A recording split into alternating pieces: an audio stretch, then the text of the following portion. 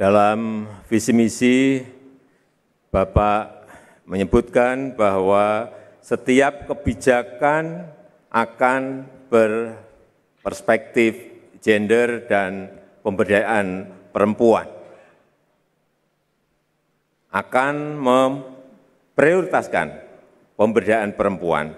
Tapi saya melihat dalam struktur pengurusan partai yang Bapak pimpin, jabatan-jabatan strategis seperti Ketua Umum, Ketua Dewan Pembina, Ketua Dewan Penasehat, Ketua Dewan Pakar, Ketua Harian, Wakil Ketua Harian, Sekjen, Bendahara, semuanya laki-laki. Bagaimana Bapak menjawab inkonsistensi ini? Waktu bertanya masih ada, Paslon 01. Ini Bapak. Apakah cukup?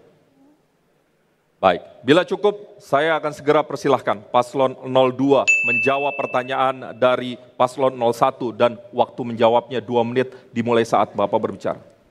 Baik, saya ingin jelaskan partai kami adalah partai muda, partai baru. Kami baru berdiri kurang lebih 10 tahun dan pada saat penyusunan tentunya kita memilih dan menunjuk siapa yang paling pertama dan paling mau untuk muncul. Tetapi benar yang Bapak tersebut. Tapi yang di eselon-eselon sebagai contoh Wakil Ketua Umum, saya kira cukup. Kita punya Wakil Ketua Umum Ibu Rahmawati Soekarno Putri, ya, beliau bertanggung jawab untuk ideologi. Kita juga punya beberapa Wakil Ketua Umum lainnya. Kemudian kita punya sayap partai yang namanya Perempuan Indonesia Raya, dan kita punya susunan caleg, saya kira mungkin terbanyak dari seluruh partai, Pak.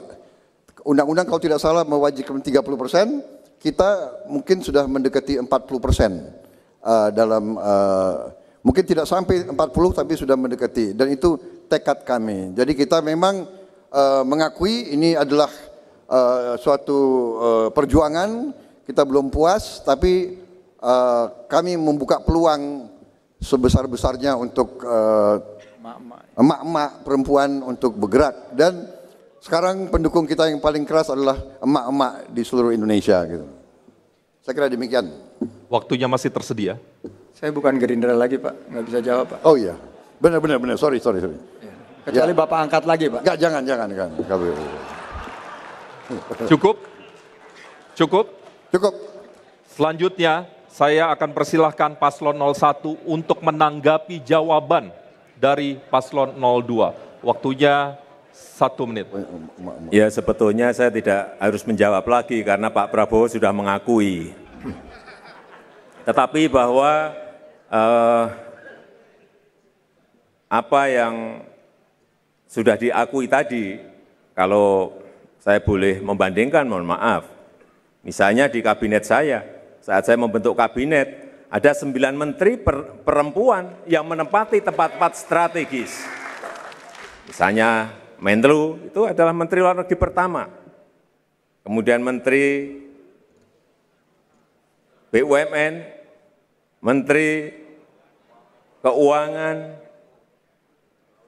kemudian menteri LHK, kemudian menteri yang berani dan nekat, menteri kelautan dan perikanan.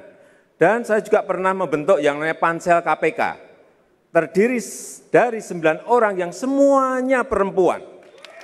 Dan mereka bisa memilih waktunya habis. Komisioner yang paling Pak Jokowi baik. Waktunya habis. Selanjutnya Paslon 02, kami persilakan menanggapi tanggapan dari Paslon 01. Waktunya 1 menit. Baik, saya kira itu sah, tapi juga sekarang masyarakat juga menilai beberapa yang Bapak tadi banggakan justru yang menunjukkan suatu kerugian-kerugian besar bagi kepentingan bangsa dan rakyat. Jadi menurut saya kita jangan permasalahkan orang demi orang, ya kita masalahkan adalah kebijakan-kebijakan yang dia hasilkan, yang dia produkkan. Jadi kalau dibilang masalah gender, oke, kita cari, kita bisa hitung jumlah. Tapi kalau kita bilang output, ya kita bisa berdebat lagi. kita bisa berdebat lebih lama lagi. Jangan hanya perempuan diangkat dan kita bangga, harus perempuan tapi juga cakap dan pro rakyat, dan tidak perempuan mengambil kebijakan-kebijakan yang merugikan rakyat. Ini masalahnya. Ya, jadi saya tidak akan membanggakan hanya karena dia perempuan. Kalau dia perempuan tapi dia tidak membela rakyatnya sendiri, ya saya kira tidak perlu dibanggakan.